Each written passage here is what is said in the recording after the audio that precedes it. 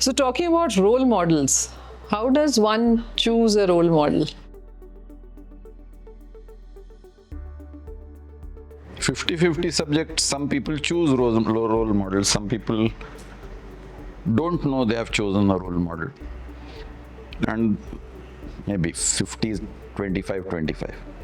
And some people don't need role models. They look in the mirror and the role model is there. So the people who choose role models have come to a stage where their faculty of judgment has developed. Unless I can judge, this is good, this is excellent, this is poor, this is satisfactory, I cannot select. So I need to develop my faculty of judgment to be able to select a role model. So is that the reason that when a child is young, the role models are normally parents, the mother or a father? Then as the child grows, When the child is below the age of 2, the faculty of judgment has not developed. So there is more of dependence that makes the child look up to parents, because the dependence is fulfilled by the parents. The faculty of judgment starts developing when there is some input. Input comes in the form of formal and informal education. Formal means active education given by the mother, the father, the siblings. And the informal education that comes in the form of observations, visual observations, audio observations, so on and so forth. So it is the yes and no situation. I like this, so yes, and I don't like this, so no. That is judgment. So I judge this thing as something which I like, so yes, I want this, and this is something that I don't like, so I don't want this. That is your ability to judge. Once you develop this basic ability to decide yes and no, then you are in a position to, मुझे ऐसे बनना है, या even without understanding मुझे क्या बनना है, I am impressed by this personality. Some of us get impressed by looks. When I grow up, I want to be as beautiful as she is.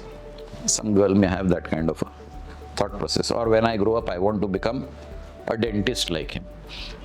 Some people, some boys especially, and I can relate to that more easily, can have the weirdest of role models.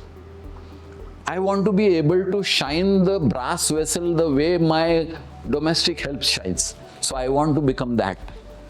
The guy who can polish vessels like my domestic help. So the domestic help is also a role model. Yeah, why not? I mean, that's also a skill. Yeah, it varies, and it's a shifting focus.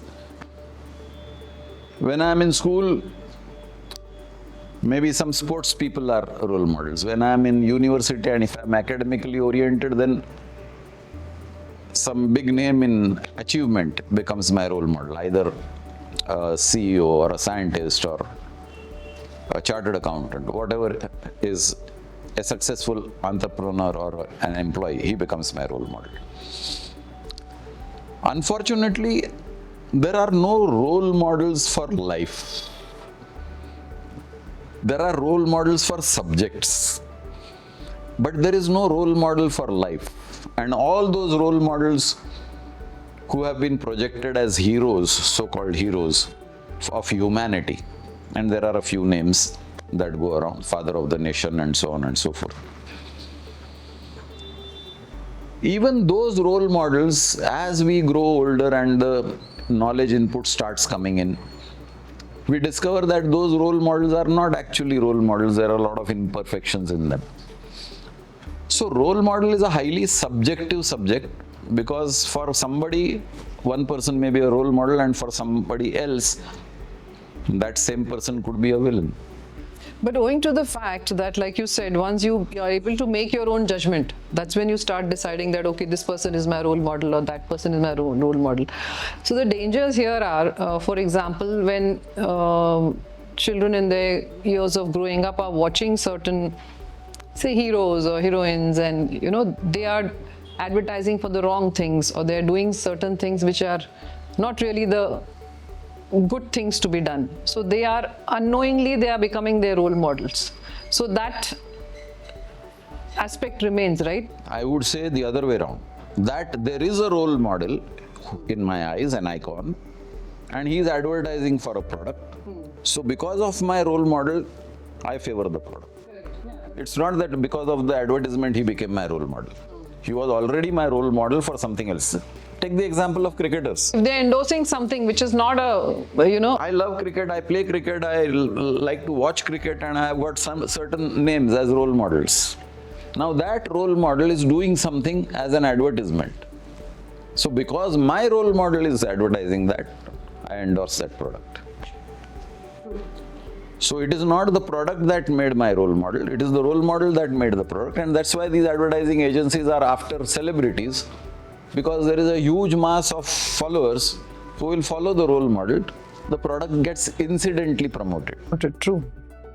But don't you think the so-called role models have a social responsibility in such cases? I mean, because Everybody has a social responsibility. but more so because they are being looked upon as The exposure of the masses is more towards the role model, so the responsibility is larger on their shoulders as to what they are communicating. So role models have a larger responsibility. Role models, and there have been some very diligent role models who have refused certain advertisements because it's going to hurt the society, and because they themselves are not sponsors of that particular product or advocates of that particular product. So they will say, I don't consume soft drinks, so don't ask me to do an ad on soft drink. I will never do an ad on soft drinks because I'm not a consumer of soft drinks, and I have a strong belief that soft drinks are unhealthy. So though I am a big name in the country, and though you are offering me large chunks of compensation for this ad, I'm not going to do it. That is the correct role model. Otherwise, role model becomes a commercial activity. So we always look forward to these role models with a sense of purpose. I mean, there is something about them that impresses us, right? But if you happen to meet one of them, maybe personally or on some occasions, then you see a very different side to their personality, and which does not probably fit into your framework of him being the role model. So how does one learn to compartmentalize that aspect of the role model from the other side of the coin, I would say? How does one learn to do that? There are 2-3 things which you said here, and it's not that everyone gets to meet personally the role model. Not necessarily, but yeah. There's a very small minority who gets to meet their role models. For example, in today's circumstances, there are millions of Indians who are Virat Kohli fans. How many fans must have physically met Virat Kohli? I mean, taking an autograph on the field is not meeting Virat Kohli. So that aspect is not really true, that when we meet role models, we discover another facet to their life. Sorry, let me correct. It's not necessarily that you meet them, but when you read about them or you come to know about the other side of them, let's say that way, may not necessarily. Yeah, so there are a lot of stories and narratives created about celebrities. Some of them true, some of them not true. Okay. Why has he become your role model? So sticking to this Virat Kohli example, why has he become your role model? Because of his overall fitness, because of his ability to play cricket, because of his dedication to Indian cricket, because of what he has done for Indian cricket, because of his personal milestones. This is why you idolize him. Now, if you are going to copy Virat Kohli for his sense of fashion, or for the tire that he promotes, the car tire that he promotes, Sometimes the foul language they use on the field.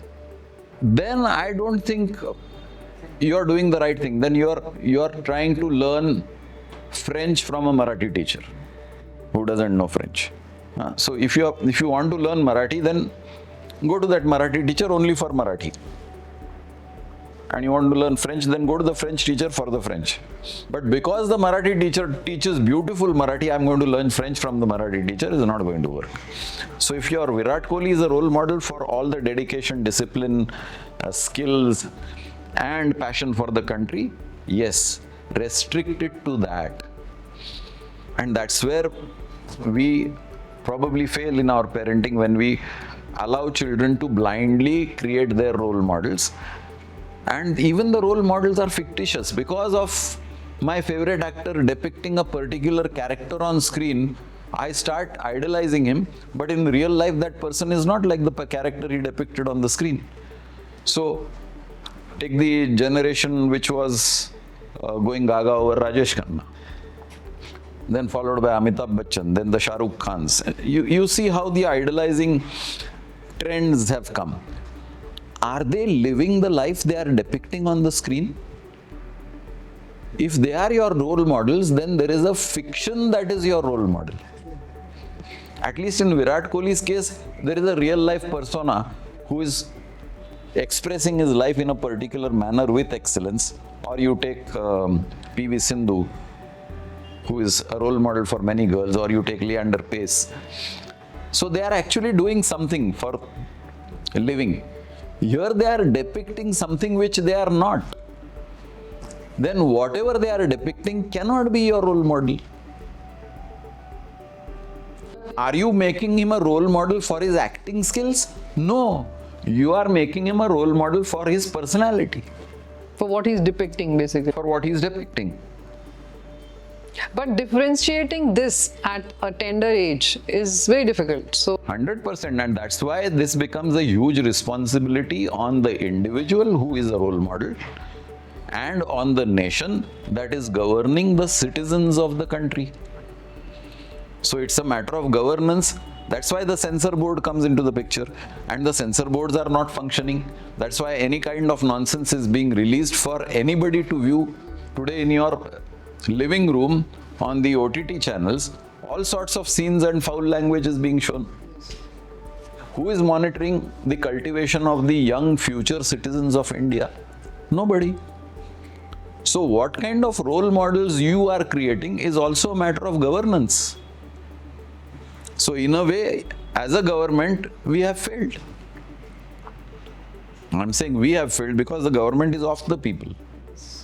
So I'm not blaming elected government. I'm saying we as citizens of India have failed in providing appropriate role models.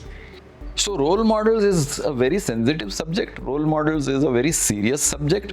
Unfortunately, it has been trivialized. Anybody and everybody becomes a role model. Whether they deserve to be one or not is a matter of concern. And somewhere, role models need to be regulated. In a free country, in a democratic country, democracy should not be absolute freedom. It should be regulated freedom. Anybody and everybody should not be allowed to advertise anything and everything that they get paid for. So as a government, something should be done about this matter because it is ruining your future generation.